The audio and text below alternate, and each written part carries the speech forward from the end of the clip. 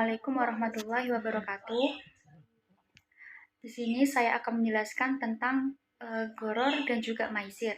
Sebelumnya, perkenalkan nama saya Sakinah Maulita Pradewi, NIM 211105010058, Fakultas Ekonomi dan Bisnis Islam, Prodi Perbankan Syariah 2. Sebelumnya, saya akan menjelaskan tentang pengertian goror dan juga maisir.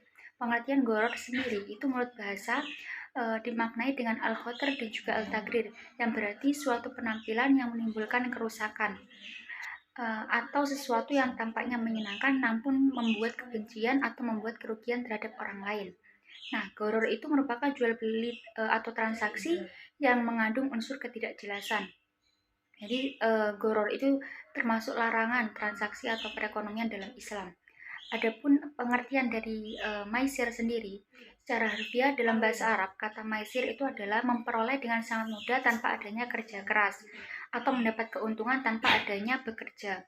Jadi maisir itu sesuatu yang mengandung unsur judi.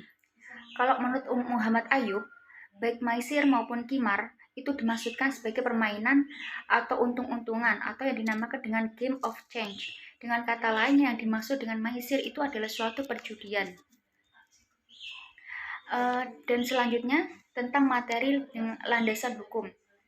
Landasan hukum maisir itu dikatakan dalam Al-Quran, firman Allah, Quran Surat Al-Ma'idah ayat 90, yang artinya, wahai orang-orang yang beriman, sesungguhnya minuman keras, berjudi, ataupun berkurban untuk berhala dan mengundi nasib dengan anak panah adalah perbuatan yang keji dan termasuk perbuatan setan.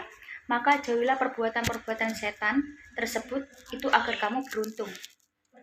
Landasan hukum yang kedua, yakni tentang goror, itu termasuk dalam Al-Quran surat Al-Baqarah ayat 188, yang artinya, dan janganlah sebagian kamu memakan harta sebagian yang lain di antara kamu dengan jalan yang batil, dan janganlah kamu membawa urusan harta itu kepada hakim, supaya kamu dapat memakan sebagian daripada harta benda orang lain itu dengan jalan berbuat dosa padahal kamu itu mengetahui.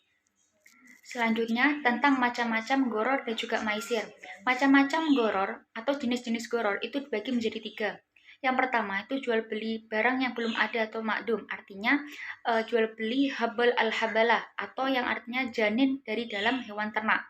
Yang kedua itu jual beli barang yang tidak jelas atau dinamakan dengan majhul, baik yang mutlak atau yang contohnya itu seperti pernyataan seseorang yang menjual mobilnya kepada seseorang yang lain dengan harga 10 juta, namun jenis dan sifatnya itu tidak jelas. Adapun yang ketiga itu jual beli yang tidak mampu diserah terimakan, contohnya itulah seperti jual beli budak yang kabur atau jual beli mobil yang dicuri.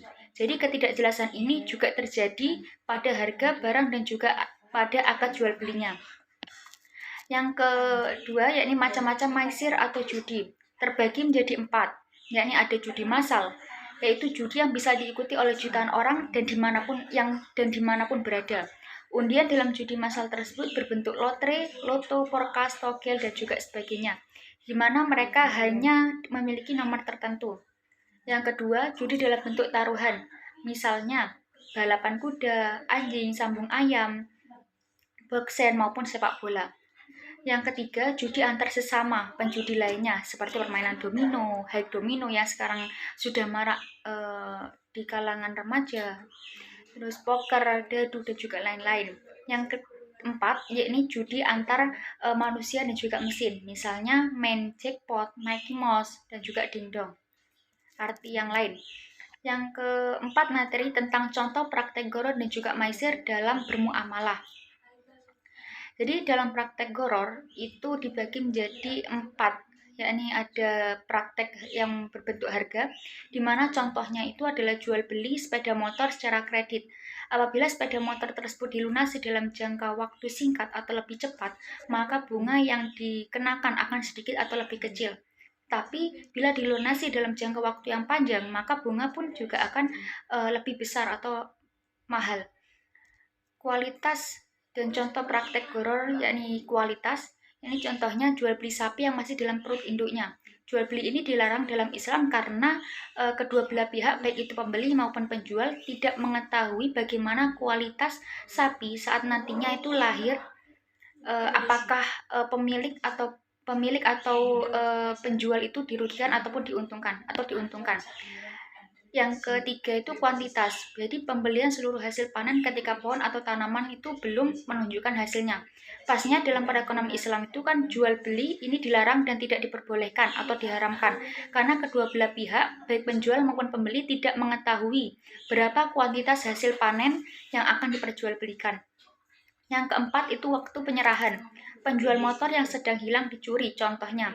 Dalam kasus ini, kedua belah pihak itu, baik pembeli maupun penjual tidak mengetahui kapan barang akan diserah terimakan. Ada praktek transaksi maisir. Yang pertama itu contohnya game online dengan konsep taruhan seperti high domino. Dan yang kedua contohnya seperti SMS berhadiah dan kuis yang dilakukan melalui telepon. Yang ketiga, taruhan dalam bentuk togel dengan skema transaksi pembelian kupon dan menebak beberapa digit angka. Yang keempat itu asuransi konvensional juga seringkali dianggap mengandung maisir karena terdapat spekulasi atau suatu sebab yang belum tentu terjadi di masa depan. Mungkin itu saja dari saya mengenai presentasi dan materi ini. Kurang lebihnya mohon maaf. Wabillahi taufiq walhidayah. Wassalamualaikum warahmatullahi wabarakatuh.